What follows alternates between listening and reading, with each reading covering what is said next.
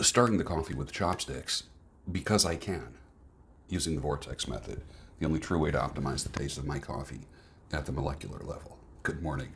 Welcome to the Daybreak Show. I am the Sultan. We'll get started, but first, Starbucks coffee that was given to me. No, I would never pay for Starbucks, but if someone gives it to me, sure.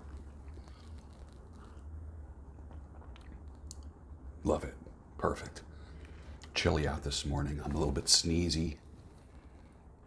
Pollen is in the air like crazy. The back of my truck, like the bed of my truck. You know, it's got the lining, you know, the rough lining. What do they call it? Like a rhino liner kind of thing. Completely yellow. It looks like someone spray painted yellow on it because the pollen is so thick. My gas grill right on the other side of that camera there literally has a yellow powder. The whole thing is covered. It's a stainless steel grill. The whole thing is covered with yellow powder. So that's why I'm feeling kind of sneezy today. That's what's going on. But I'm good. I'm good. Hey, what did you think of my interview with Anna Breeze? I liked it. She was passionate. I can ask a question and set back. I didn't have to pull data out of her. I just would ask a question and listen to her. And she had a lot to say. I hope you like it, and I hope more people see it. Today I have an interview coming up with Deborah Twiss. I called it From Topless to Stopless. She went to New York, wanted to make films. She danced in a topless bar to make money to get into the industry. It's an interesting interview. You'll enjoy that. I've been friends with her for a long time, and she kind of tells the nitty-gritty of the industry and how she started her own platform. Speaking of having your own platform, again, I do believe that the Daybreak studio will no longer be in my kitchen. It'll be actually in a studio someday. I'm not sure where that's going to be, but in the comment section, I do mention how someone can donate that. Someone who has been moved by the show, by the information, not just entertained. Nobody ever donates to entertainment. You donate to something that has helped you, something that has been the vehicle to help you get unstuck. If you just watch this for entertainment, fantastic. That's cool. If you received help from it somehow, some way, take a look at what I wrote down in the description section about a donation. The Daybreak studio will be at the Daybreak Ranch. If you're interested, email me, gb@georgebruno.com, if you're interested in being part of that and making that donation.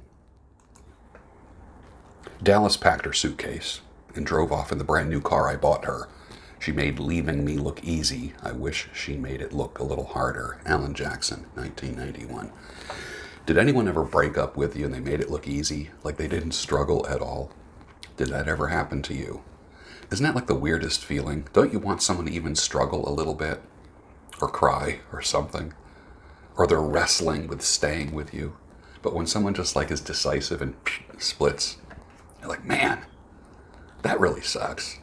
Ever happened to you? Tell me about it in the comment section. I'd love to hear about that.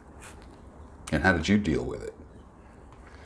It's almost like a blessing in disguise, isn't it, when they just split versus cheating and then wrestling with staying and then like back and forth and all this nonsense.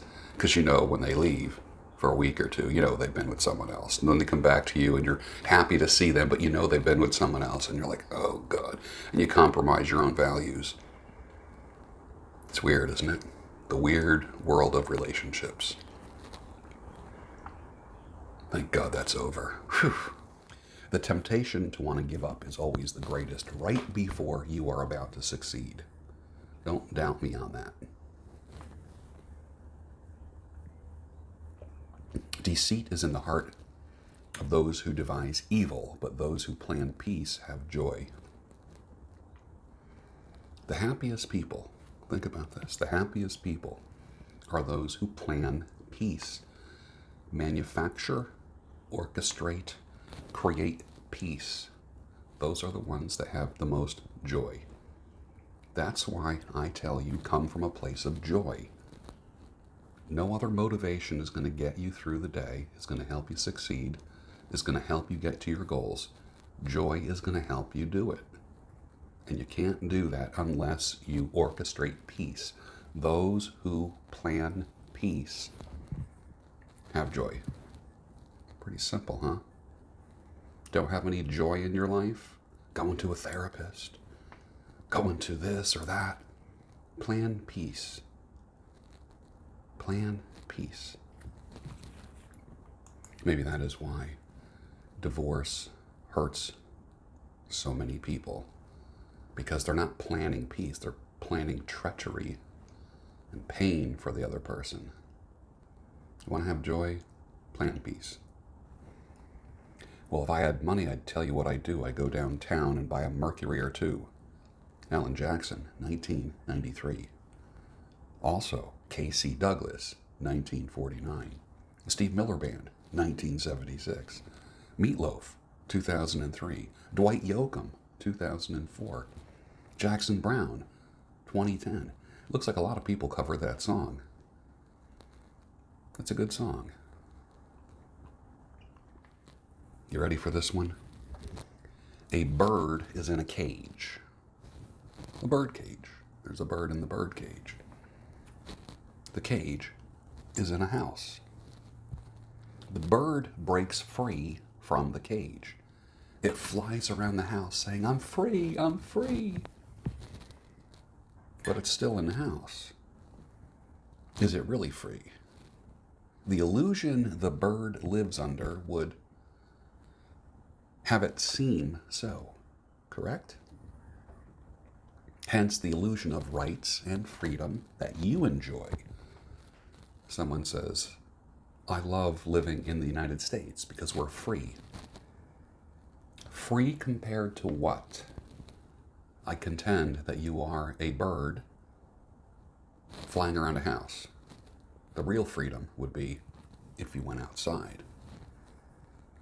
It's the illusion of freedom.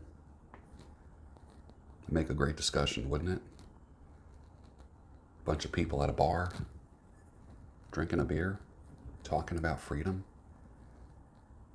No political correctness. No BS. Just talking about freedom.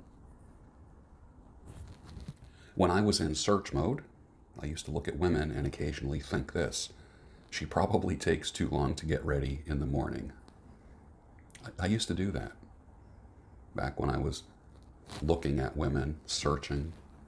If someone was all primped up perfectly, that person thought, I took a lot of time to make myself look like this. And I'm looking at that woman thinking, God, it probably takes you about 2 hours to get ready every morning, doesn't it?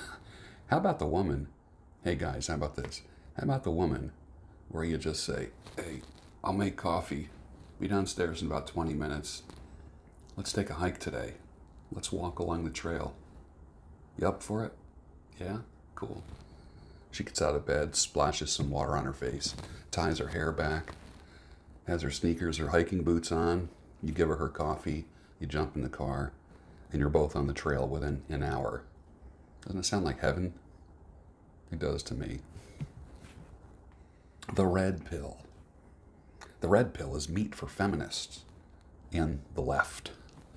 To them, it's the political version of Bigfoot or Cthulhu.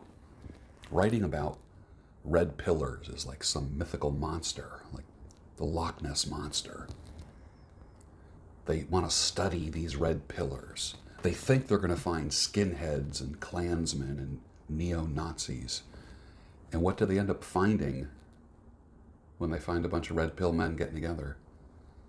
Guys talking about their life, how they want to improve themselves, how they bounced back from adversity. That's the red pill that I know. It's not bad if it's done right.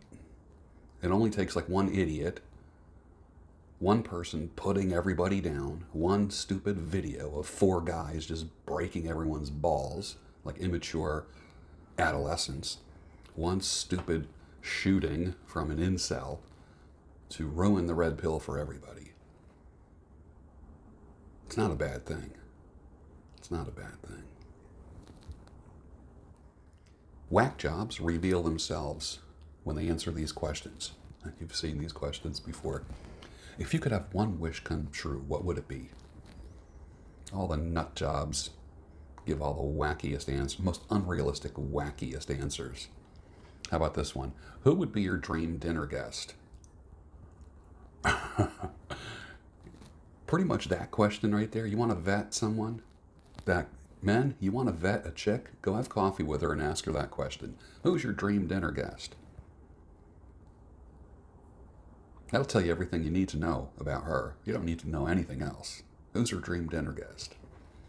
Women answer those kind of questions different than men. That is not an interchangeable. You can't just switch genders. There's no what I would call dynamic equivalent. You can't say, well, what about men? Women do that all the time with me. Well, what about men?